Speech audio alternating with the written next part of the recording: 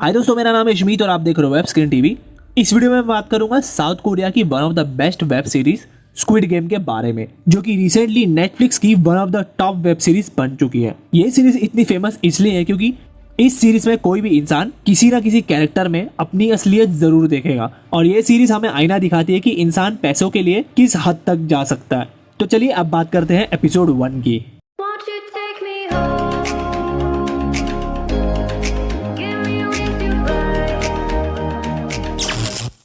तो भाई लोग, एपिसोड के स्टार्टिंग में हम लोग को देखने मिलता है रियल स्क्विड गेम के बारे में, जहाँ पे कुछ बच्चे जो है वो स्क्विड गेम खेल रहे होते हैं, जो कि यूजुअली नॉर्थ कोरिया के बच्चे खेलते हैं। जिसमें होता ऐसा है कि एक बॉर्डर बनाई जाती है बिल्कुल एक स्क्विड जैसे, जिसको खेलने के लिए बच्चों की दो टीम बनती है, ऑफेंस और डिफेंस। जो डिफेंस वाले हैं वो स्क्विड की बॉर्डर के अंदर रह के ही डिफेंस करते हैं, और जो ऑफेंस वाले हैं वो बॉर्डर के बाहर लंगड़ी करके अपने खेमे में आते हैं। और स्क्विड के अंदर एक पैसेज होता है, जिस पैसेज के द्वारा उनको गुजरना पड़ता है। जो उस पैसेज के द्वारा गुजरने में कामयाब हो जाता है वो वापस से दोनों पैरों पे आ सकता है। फिर उसके बाद किसी तरीके से ऑफेंडर को डिफेंडर से लड़कर मेन पैसेज में आना होता है उस स्क्विड के बॉर्डर में, और जो भी उस मेन पैसेज में आने में कामयाब नहीं हुआ वो मर जाएगा। तो भाई लोग, वहाँ पे एपिसोड स्टार्ट होता है जहाँ पे हमें देखने मिलता है गियान, जो कि एक्चुअली अनएम्प्लॉयड है और साथ में साथ डिवोर्सी भी है, और वो अपनी मदर के साथ रहता है और उस घर का सारा खर्चा उसकी मदर चलाती है सब्जियां बेचकर। और उस पर्टिकुलर डे में होता है गियान की डॉटर का बर्थडे। तो जब शुरुआत में ही गियान की मदर उसको कुछ पैसे देती है उसकी बेटी के बर्थडे को अच्छे से सेलिब्रेट करवाने के लिए,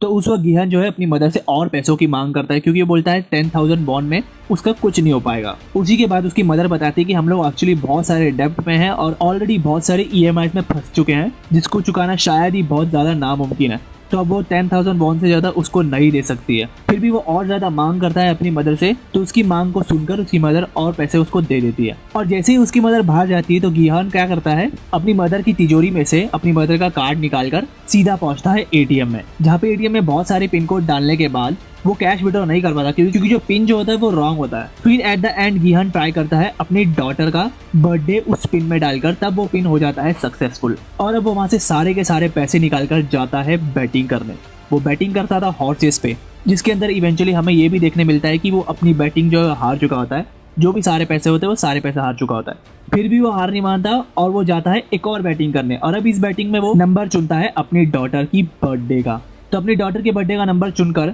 वो जीत जाता है 1 मिलियन बॉन्ड।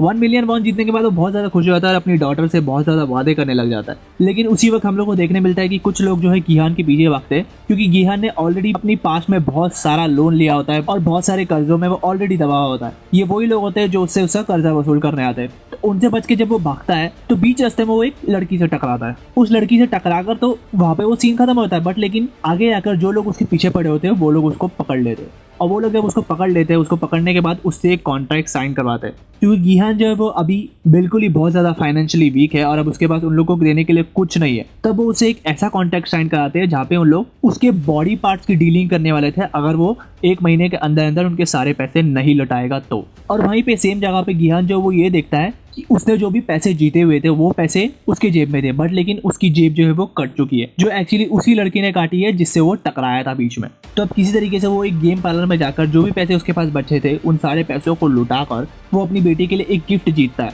जिसके बाद वो अपनी बेटी के साथ डिनर पे जाता है। बट लेकिन जैसे उसकी बेटी वो गिफ्ट खोलती है, उस गिफ्ट के अंदर उसको देखने मिलता है कि एक गन है, जो कि वो एक गन भी नहीं, वो एक लाइटर था जो अपनी बेटी को गिफ्ट करता है। एक्चुअली इसके बारे में उसे पता नहीं था, क्योंकि उसने वो गैम्बलिंग करके जीता होता है। बट लेकिन वो प्रॉमिस करता है अपनी बेटी से कि वो डेफिनेटली नेक्स्ट ईयर उसके लिए इससे अच्छा गिफ्ट लेके आएगा। बट लेकिन उसकी बेटी बोलती है कि नेक्स्ट ईयर शायद नहीं हो पाएगा, और लेकिन उसका वो खास कारण उसे बताती नहीं है। तो अब अपनी बेटी को उसकी मदर के पास छोड़ता है, और एक्चुअली यहाँ पर हम लोग को पता है कि गियान जो है वो ऑलरेडी अपनी वाइफ से डिवोर्स करवा चुका है, इसलिए वो अपनी वाइफ के साथ नहीं रहता है। तो अब ये हारा हुआ गियान जाकर बैठता है स्टेशन पे, जहाँ पे वो बहुत ज्यादा दुखी होता है। उसी वक्त वहाँ पे आता है एक सेल्समैन जैसे दिखने वाला इंसान, जो कि गियान को अपनी पेटी के अंदर के पैसे दिखाता है, और वो उसको ऑफर करता है कि हमें डाकची खेलना चाहिए, और हम दोनों में जो भी जीता उसको मैं 1 लाख ग्रैंड दूंगा। 1 लाख ग्रैंड यानी 1 लाख बॉन्ड कोरियन मनी। तो अब किसी तरीके से जब गियान जो है वो डाकची खेलने के लिए मानता है, तो वहाँ पे हम लोग को ये देखने मिलता है कि गियान जो है वो डाकची खेलने में हर बार नाकामयाब होता है,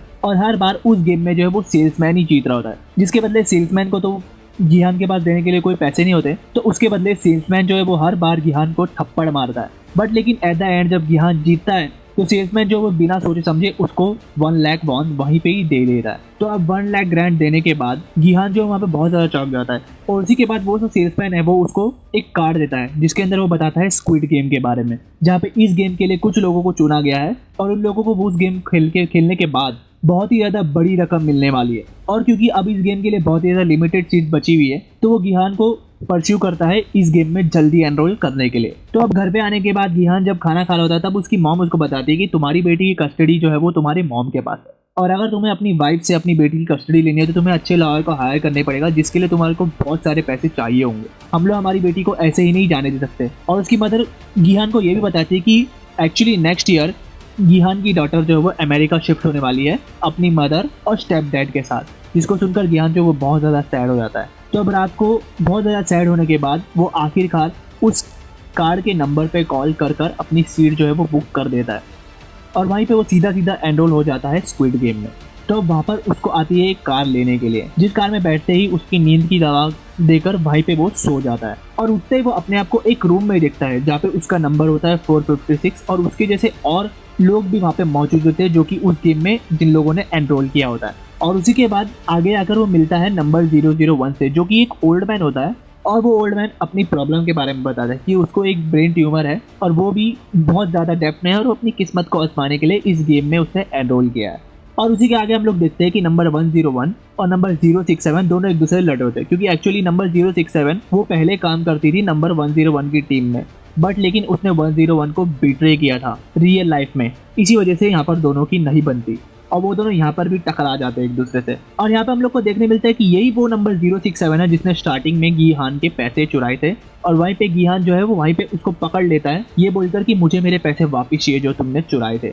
तो अब वो लड़ाई वहाँ पर चली रही थी, इतने में वहाँ पे आ जाते हैं रेड सूट पहने हुए कुछ लोग जो कि उस गेम के होते हैं सुपरवाइजर और वो लोग आते ही अनाउंस करते हैं उस गेम को, जहाँ पर वो लोग बताते हैं कि जिस गेम में तुम लोगों ने एनरोल किया है उसमें 6 तरीके के डिफरेंट गेम्स होंगे और ये 6 के 6 गेम चलेंगे हर एक दिन में, यानी कि ये गेम का पीरियड होगा 6 दिन का और जो भी इन 6 दिनों में 6 गेम जीत गया उसको एक बहुत बड़ी रकम मिलेगी इनाम के तौर पे। तो अब लोग कुछ जो प्लेयर्स होते हैं वो लोग सवाल उठाने लग जाते हैं कि हम लोग को तुम लोग के बारे में कुछ भी नहीं था, तुमने मास्क पहना हुआ है और यहाँ पर तुम लोग हमें किडनैप करके लेके आए हो तो हम कैसे विश्वास करें कि हमें ये गेम जीतने के बाद पैसे मिलेंगे या नहीं। वहाँ पे उन लोग ये बताते हैं कि कॉन्फिडेंशियलिटी को बनाने के लिए हमने ये मास्क पहना हुआ है ताकि हम लोग सबके लिए एक फेयर गेम पे बना के रखें। और वहीं पे हम लोग देखते हैं कि प्लेयर 218 एक सवाल उठाता है कि क्या सबूत है तुम्हारे पास कि हम लोग ये गेम खेलेंगे तो हमें डेफिनेटली हमें जो इनाम है वो मिलेगा। एक्चुअली प्लेयर 218 होता है सांगू।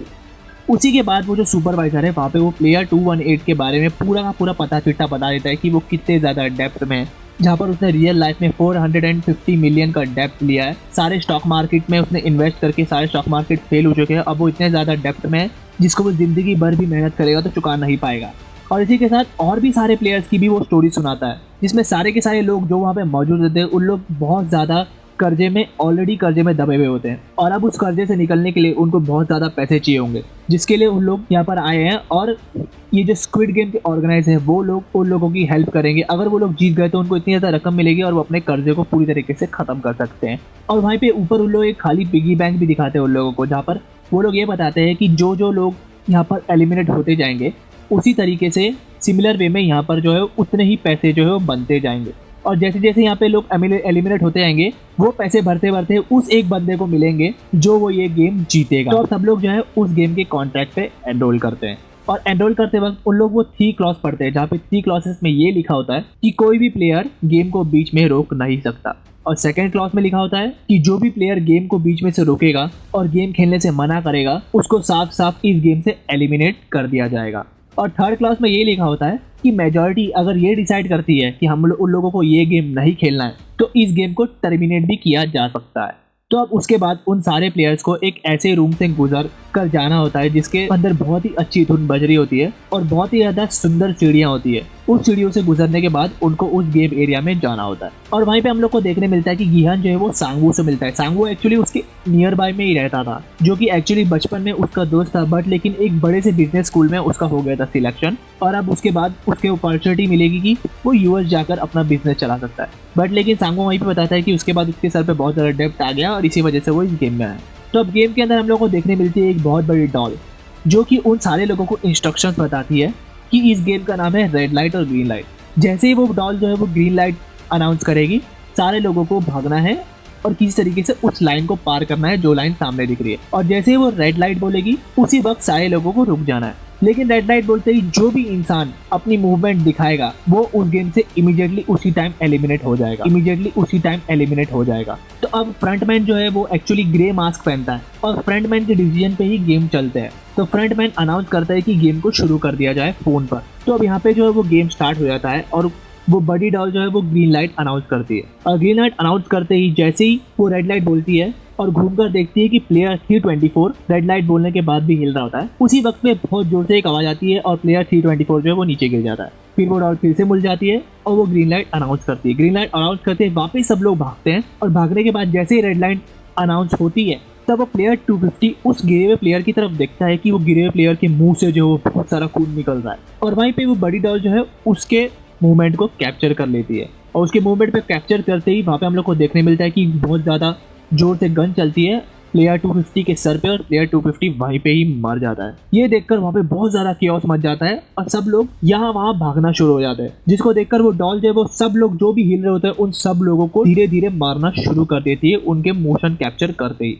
बट लेकिन उसी के बाद हम लोग को देखने मिलता है कि वो ओल्ड मैन जो वो बिल्कुल भी डरा नहीं होता है, वो धीरे धीरे आगे बढ़ने लग जाता है ग्रीन लाइट और रेड लाइट के सिग्नल पे। और उसके पीछे सब लोग जो है वो धीरे धीरे गेम में आगे बढ़ने लग जाते हैं। तो अब जैसे तैसे धीरे धीरे सब लोग जो है वो आगे बढ़ते बढ़ते उस लाइन के एरिया को क्रॉस कर देते हैं। और सबसे एंड में हम लोग को ये भी देखने मिलता है कि गियान भी उस लाइन को क्रॉस कर चुका है और गियान के क्रॉस करते ही वो टाइम जो है ओवर जाता है। और उसके बाद जो भी उस लाइन के अंदर बचते हैं वो डॉल जो है उन सारे लोगों को एलिमिनेट कर देती है, यानी जान से मार देती है। और वहीं पे हम लोग को ये देखने मिलता है कि ये गेम जो है वो एक्चुअल में एक ऐसे आइलैंड पे खेले जाता है जो कि एक समुंदर के बीच में है और वो आइलैंड बिल्कुल ही अननोन है सब लोगों से। इसी के साथ जल्दी से ये बीच वाले सब्सक्राइब बटन पे क्लिक कर दीजिए और वीडियो को भी लाइक कर दीजिए। मैं स्क्विड गेम के रिगार्डिंग और भी वीडियोस लेके आता रहूंगा, तो सब्सक्राइब जरूर कर लेना। साथ ही साथ अगर आप नेक्स्ट एपिसोड देखना चाहते हो तो ये राइट वाली वीडियो पे क्लिक कर दीजिए और पिछले एपिसोड को देखना चाहते हो तो ये लेफ्ट वाली वीडियो पे क्लिक कर दीजिए। मिलता हूँ मैं मेरे नेक्स्ट वीडियो में, तब तक के लिए टेक केयर, बाय बाय।